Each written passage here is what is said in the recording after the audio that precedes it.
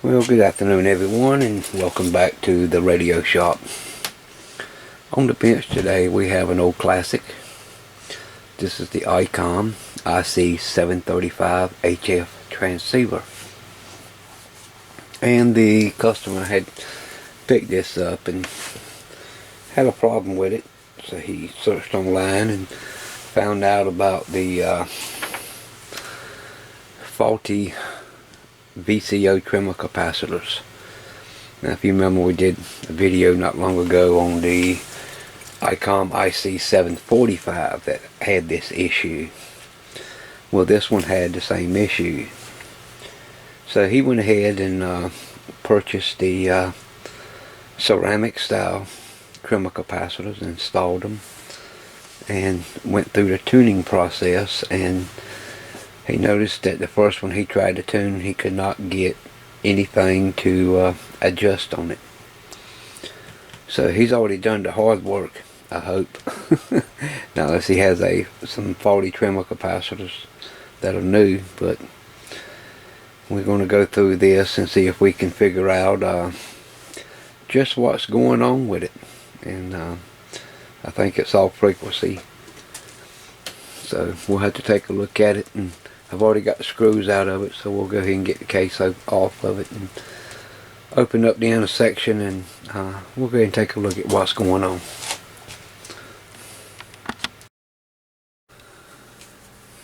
So as you can see here on the screen, this is all PLL area, and these are the 4 trimmer capacitors that was replaced. Also, the other trimmer capacitor over here for the LO that was replaced.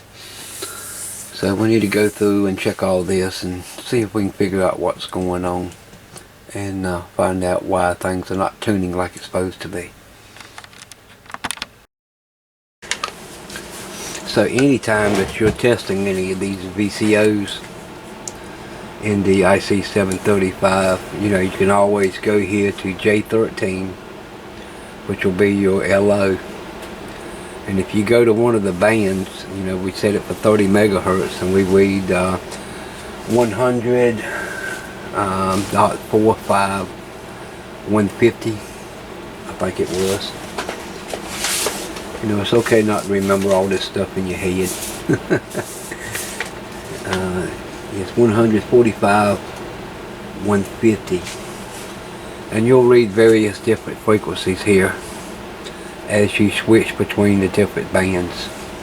So that was one thing I did notice. I forgot to show it in the video, that I did not have the correct single here. So I was reading no LO at all coming off of that, and it was all due to that one ground here that was missing. So always it's good to monitor the LO when you're working through the radio. That way you can see exactly what's going on.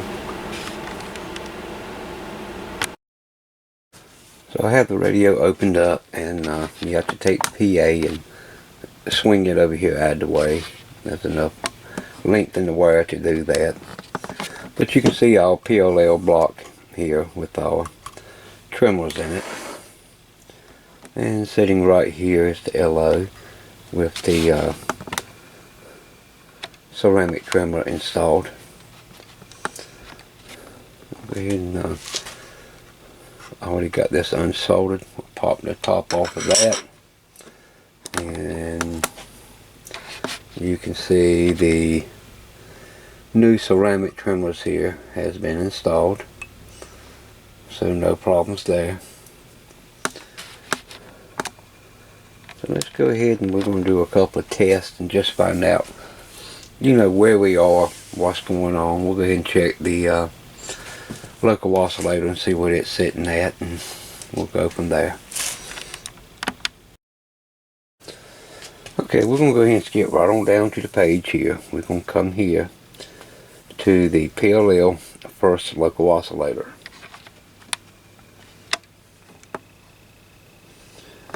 And you can see it says connect the frequency counter to J13.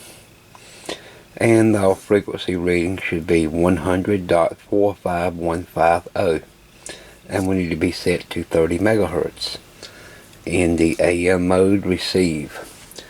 So we'll go ahead and do that and see what the LO looks like and see if there's any problem there.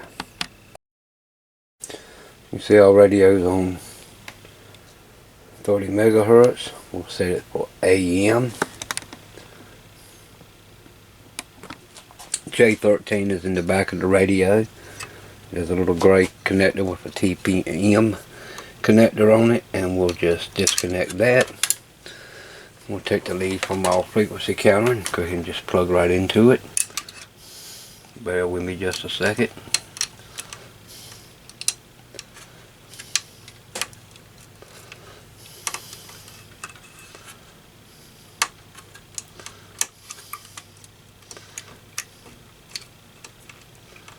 Sometimes these things can be a little tricky to get in. Okay, the problem with getting these here in is that, you know, the connector has a flange on both sides. Well, the socket is soldered directly to this can here on the side. So there's, you know, it's right up against it, and you got to have this connector sitting just right. Plus there's a little test point pin sticking up right behind it. Makes it a little difficult. Okay, but anyway, we're connected up, have the frequency counter hooked up, and we should be getting, again, 100.45150. So we'll look up here at the counter,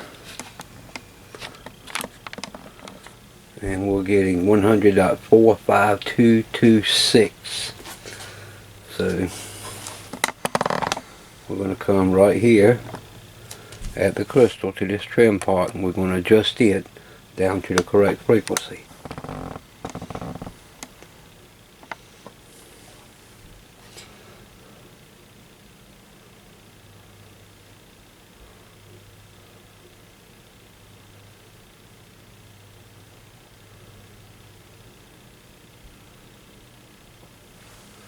And there we have it, 100.45150. So no problem there. The radio is still in the warming up stages. It's only been on a few minutes, so well, I'll go back and check it after it's been on a while just to make sure it's stable, but it's looking good. Put my finger over the crystal and you can see it's dropping down.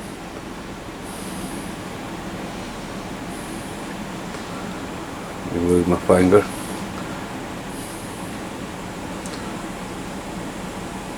Yep, and she is climbing back up to where it's supposed to be. So I guess the next thing we need to do is go ahead and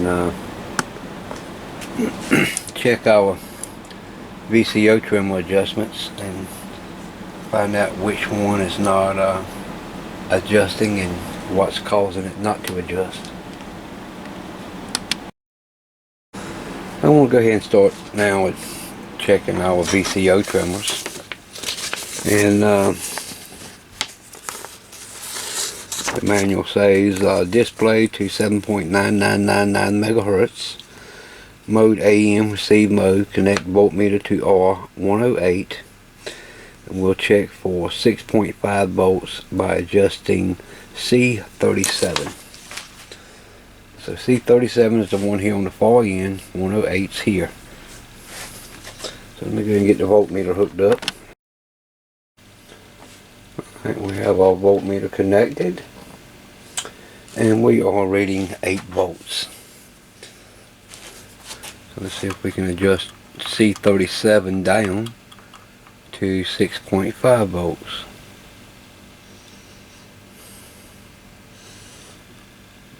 And I'm turning it and getting no response on the meter. So let's be sure that the trimmer capacitor circuit is working. We'll go ahead and we'll move to 14.99 megahertz, and we'll adjust C45 for 6.5 volts.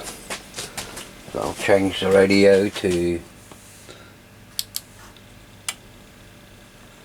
14.999 megahertz, and as you can see, we already got 6.5 volts, and let's just check it to make sure that it does adjust.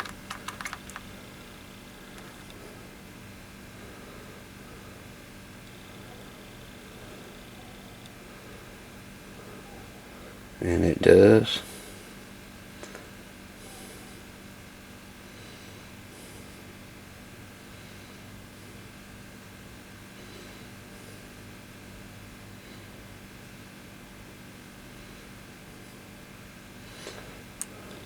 It's a little tricky doing this behind the camera.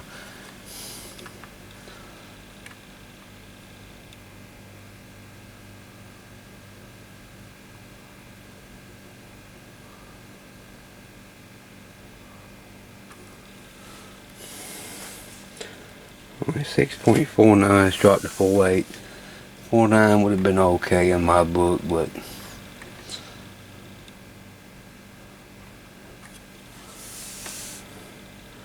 okay, 6.49. That's close enough. We'll go ahead now and we'll move to 21.9999, and we'll check C52.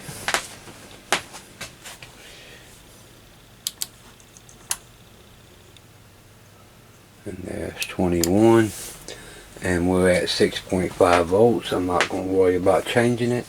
And then we'll go to the 30 megahertz.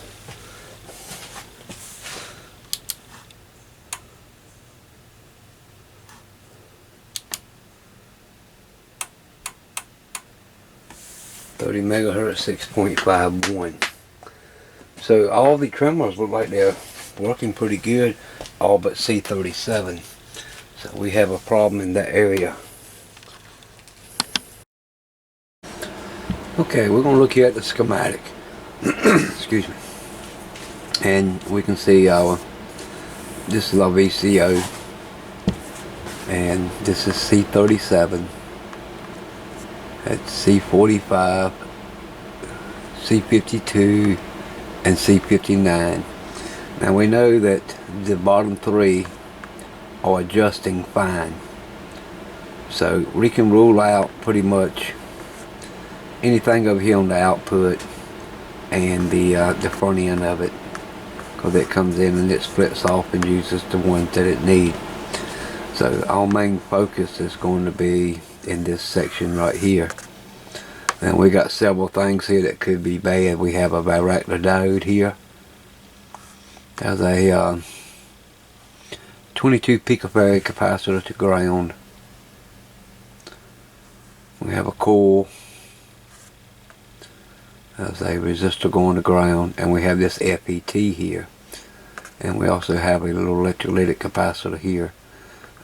This should not affect it, because all this circuit here we know it's working since the other three are working. So it's narrowed down to this little section right here, pretty much from this FET,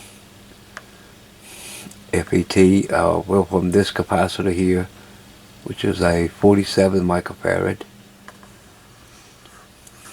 up to the varactor diode.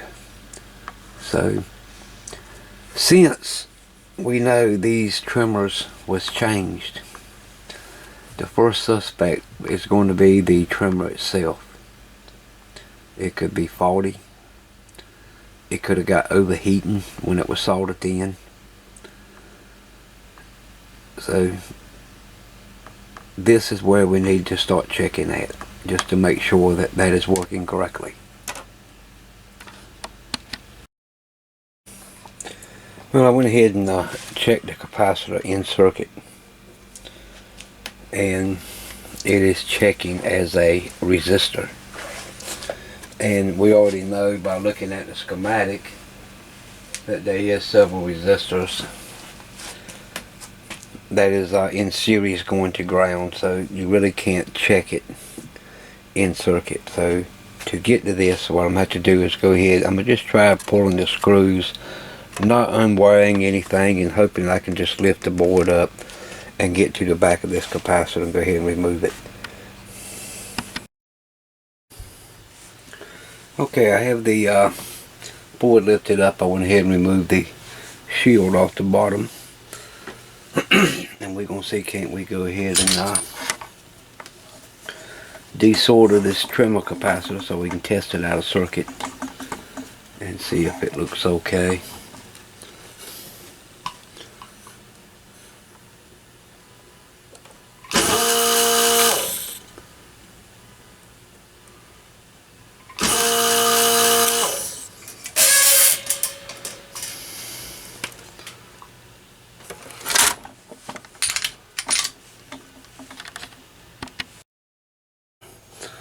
Okay, if that wasn't right, we should better reach down here and pull the trimmer right up. And there we are. So go ahead and test this on the meter and see what we have.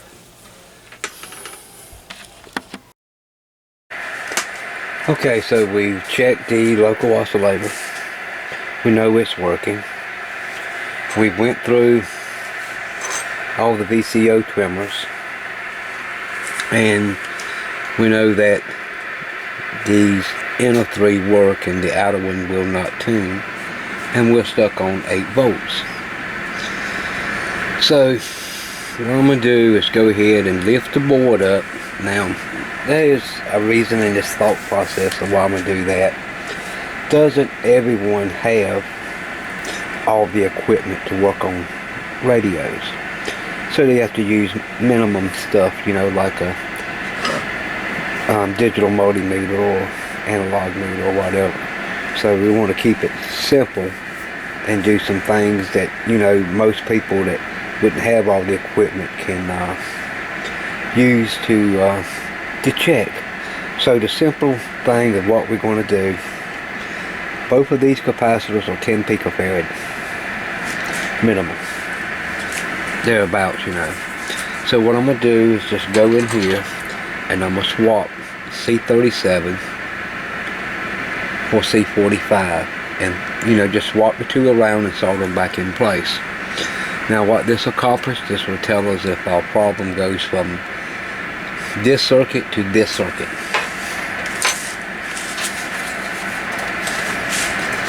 Because, you know, if we look at our schematic, it's 4 identical circuits. It's just each one is tuned a little different to get the correct VCO voltage to go into, you know, to run the radio. So we're just going to swap these 2 capacitors around and see if anything changes.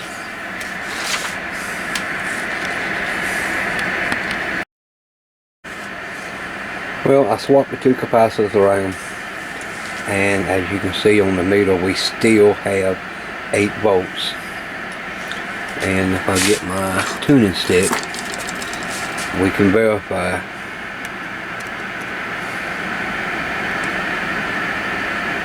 Nope, there's no tuning whatsoever. I'll move the radio to 14 megahertz.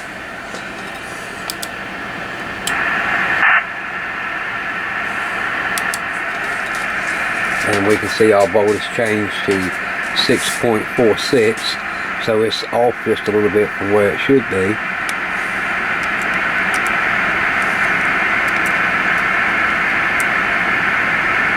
Always fun doing this behind the camera. Wrong way. Like 6.49. So, you know, that one's trim's okay, and that was the suspect capacitor that we thought maybe could have been bad, you know, but it's okay.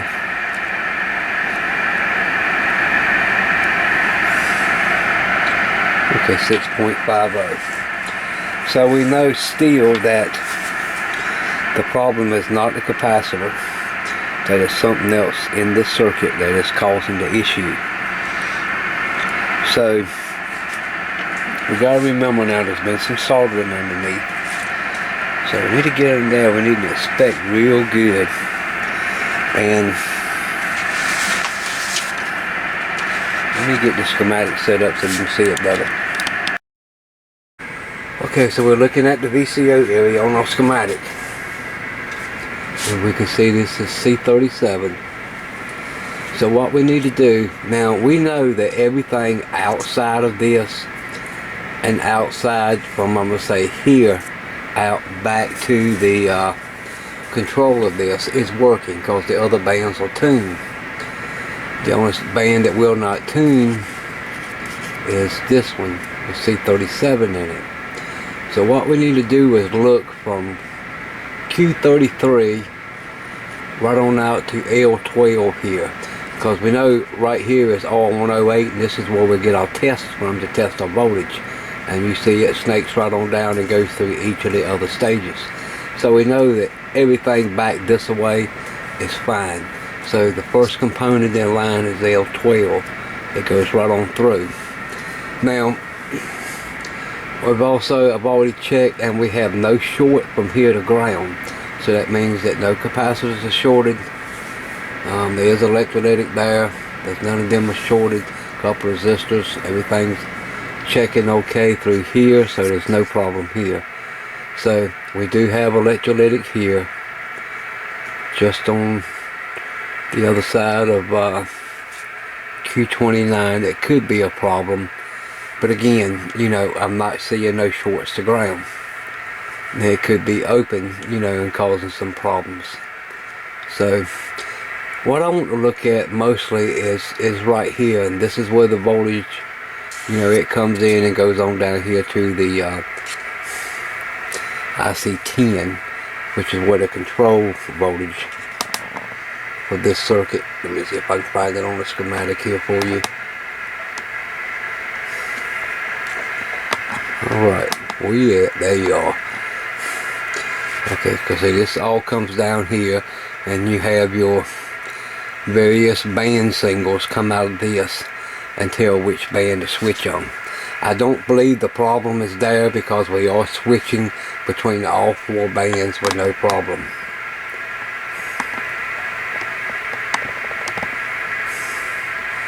I feel like we must have a problem just in this little area right here.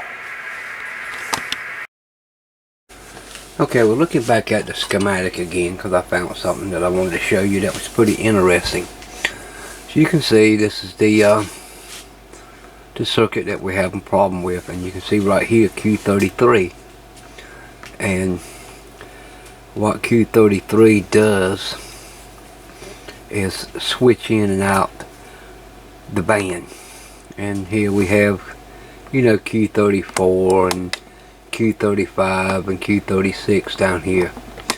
So when the correct band is selected, it turns this transistor off and on.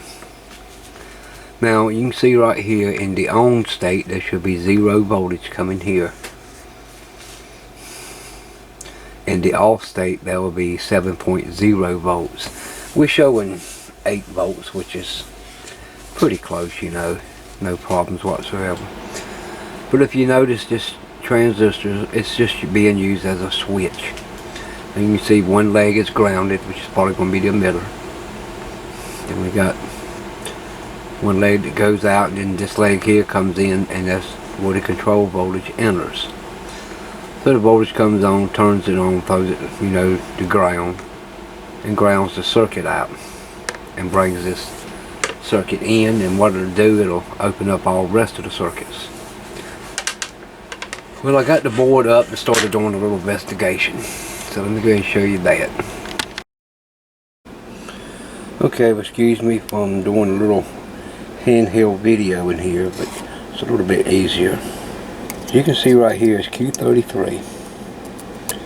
And I can move that transistor, and one of the pins look like it's kind of floating free there. So let me lift this board back up so y'all can get in there and see what I'm seeing here. Alright, so this is the bottom of the circuit board. Excuse me. And this is where the shield attaches to. Now you see there's various solder points here that hold this shield in place. I'm going to zoom in on an area here and see if y'all can see this. You seeing anything? Keep looking real, whoops, went out of focus.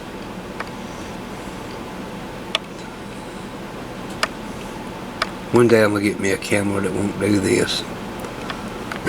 This Sony camera does real good. It's got excellent video quality on it, but you can't get, you know, zoom in but just so close on it. But you know, hey, it's okay. So you seen anything? If you haven't, let me give you a little pointer here.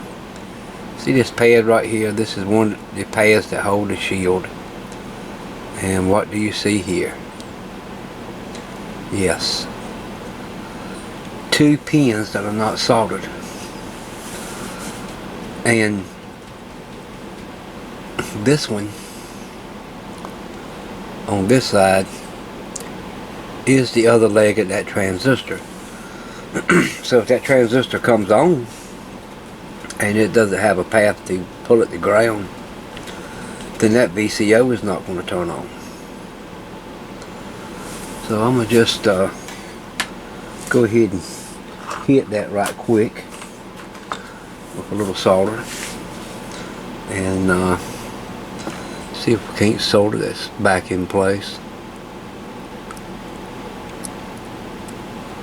A little flux on the board.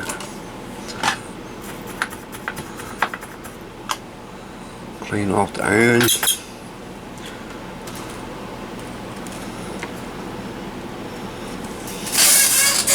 Maybe a light down here so I can see.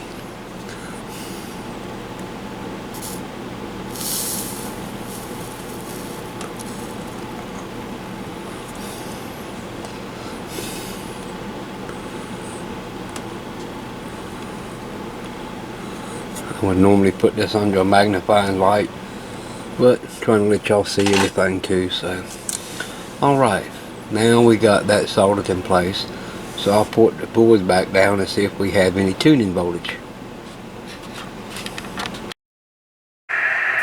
Okay, the radio's back on. I've got the frequency at 7.9 megahertz, and I'll go ahead and connect the voltmeter to ground. And look at that, 4.97 volts. Well, that's a big change from 8 volts. So let's see if our trimmer is adjustable.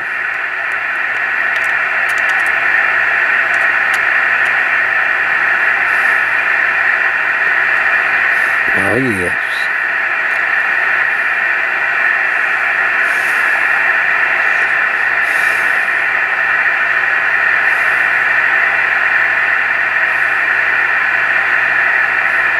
Overshoot on the voltage there.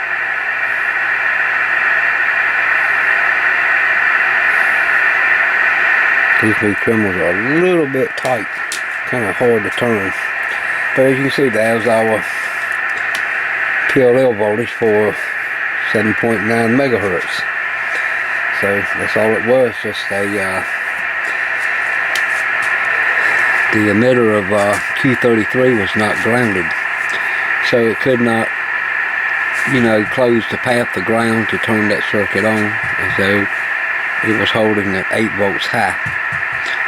So that was not too bad to figure out and find out what was going on. I've said it many times before, a lot of times, you know, you've got to use your senses. In this case, we're just using our eyes to go in there and look. We know the radio's been worked on.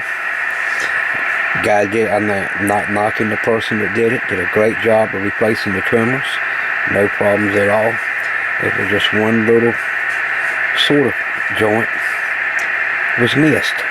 And, but you know, that happens to the best of us. It's kind of in an awkward place. You wouldn't really be thinking about that. When you're soldering the shield on there, you know, you probably wouldn't notice it to start with. But I'm going to go ahead and straighten this back out, get the shield back on it, and we'll finish up going through all the tuning again and making sure everything's falling in place. Then we'll check out the radio. I went back through everything and make sure everything was lining up correctly. What I'm going to do now is solder the upper shield back on, and I'll go through the alignment one more time. just to make sure that it's on there. I'm looking at the waveform on the oscilloscope and everything looks good. So looks like we nailed that problem down pretty easy. But as you can see, a lot of times it ain't always something hard. Usually it's the simple things that throw us mostly for a loop. When I got this radio and I tore it apart yesterday, I wasn't quite sure what was causing the issue. I even emailed Peter and over at TRX Bench, because I know he had worked on a few of these, and asked him if he had any recommendations. But and he did. He had some good, useful information. But we see the problem was just something simple. You know, it was overlooked. It was missed. No big deal. All taken care of now. Go ahead and tune the radio back to 30 megahertz.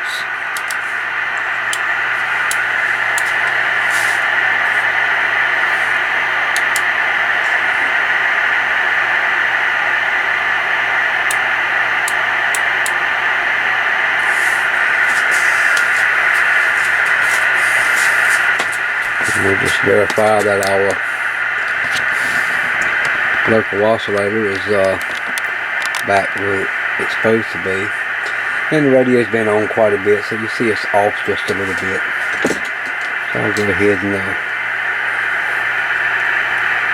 put that back where it needs to be.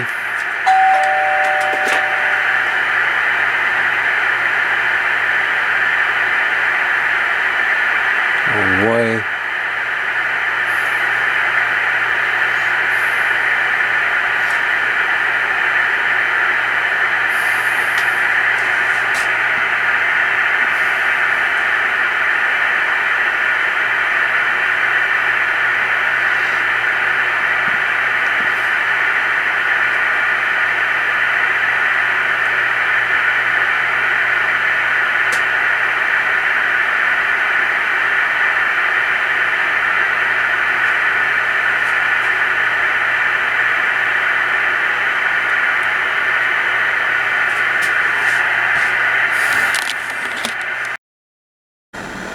Now that we have the VCO cover back on, I'm just going back through it and making sure that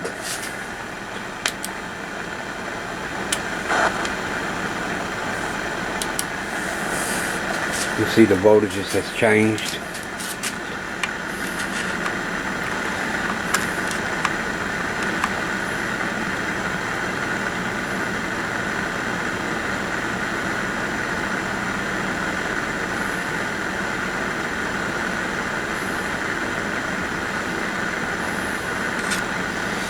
We want to get everything at 6.5 volts, so that is 21.999.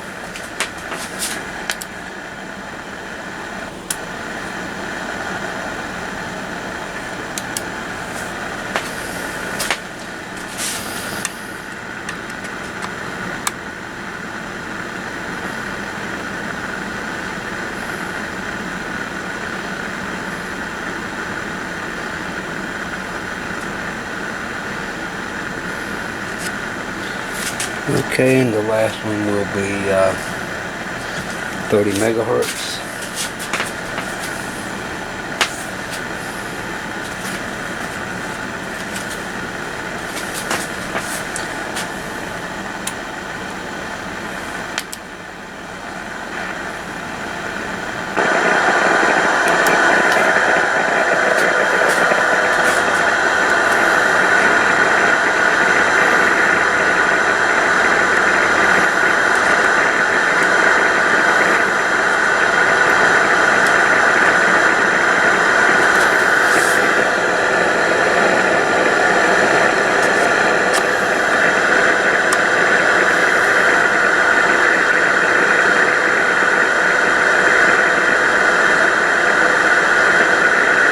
Very touchy.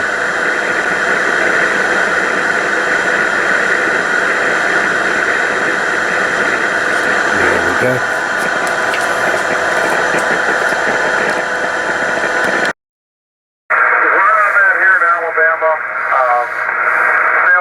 not a big thing. The lake's a little too shallow, the one I live on, and I just have not gotten into the saltwater sailing over the years, Roger.